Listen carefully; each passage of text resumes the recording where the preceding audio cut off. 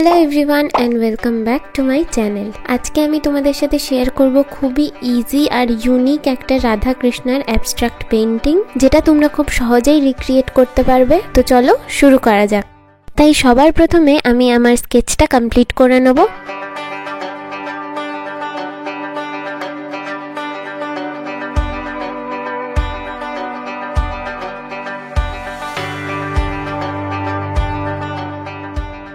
আর এবার শুরু করব কালার করার জন্য এখানে আমি ইউজ করছি সমস্ত অ্যাক্রিলিক কালার্স। তাই প্রথমেই আমি রাধা আর কৃষ্ণের যে ফেস কালার আর বডি কালার সেটা করে নিচ্ছি। তাই ফেসের জন্য আমি যেই কালারগুলো ইউজ করছি সেগুলোর আমি দুটো টোন এখানে ইউজ করেছি, একটা লাইটার টোন আর একটা ডার্কার টোন। অ্যাবস্ট্রাক্ট ধরনের যে কোনো পেন্টিংয়ের ক্ষেত্রে এরকম যদি ডুয়েল টোনে তোমরা কাজ করো তাহলে দেখতে পাবে যে পুরো জিনিসটা অনেকটা বেশি ভাইব্রেন্ট লাগছে। এরপর একে একে আমি বাকি যেই এলিমেন্টসগুলো আছে সেগুলোতে কালার করা শুরু করব। আর রাধা কৃষ্ণের হেয়ার কালারের জন্য আমি এখানে প্রথমে ব্রাউন কালারটাকে as a base colour use করে নিয়েছি। আর বাকি যেই এলিমেন্টসগুলো আছে ফুল, গলার হার, সেগুলো আমি একে একে কমপ্লিট করে নেব।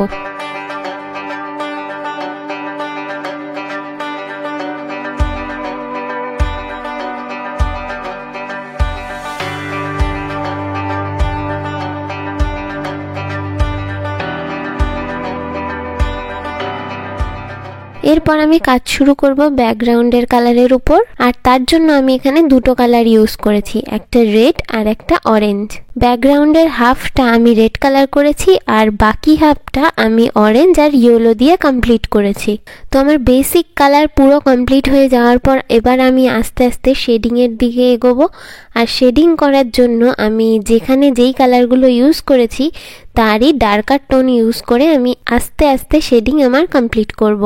পার্সোনালি আমার যে কোনো পেন্টিংয়ের অ্যাবস্ট্রাক্ট ফর্ম বেশি ভালো লাগে। আর অ্যাবস্ট্রাক্ট যে কোনো পেন্টিং অ্যাক্রিলিক দিয়ে করলে সেটা দেখতে অনেকটা সুন্দর হয়। আমি এর আগে রাধাকৃষ্ণের আরও অনেক অ্যাবস্ট্রাক্ট পেন্টিং এই চ্যানেলে শেয়ার করেছি, তো তোমরা যদি সেগুলো দেখতে চাও তাহলে দেখে নিতে পারো। আর ইউটিউবের পাশাপাশি আমি ইনস্টাগ্রামে আমার আর্ট রিলেটেড সমস্ত পোস্ট শেয়ার করে থাকি, তাই প্লিজ আমার ইনস্টাগ্রাম অ্যাকাউন্টটা তোমরা ফলো করে দিও। তো এখানে দেখতেই পাচ্ছ আমি মোটামুটি সমস্ত শেডিং আস্তে আস্তে কমপ্লিট করে নিয়েছি।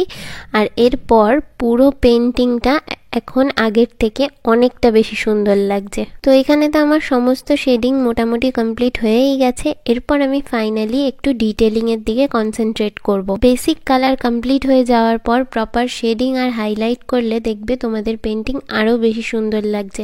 আর লাস্ট অবধি আমি সমস্ত হাই পয়েন্টসগুলোতে হাইলাইট করার পর এটা হচ্ছে আমার পেন্টিংয়ের ফাইনাল লুক। তো তোমরা কমেন্টস করে আমাকে অবশ্যই জানিও যে ভিডিওটা তোমাদের কেমন লেগেছে। আর লাইক, শেয়ার আর সাবস্ক্রাইব করে আমার পাশে থেকো। দেখা হবে নেক্সট ভিডিওতে।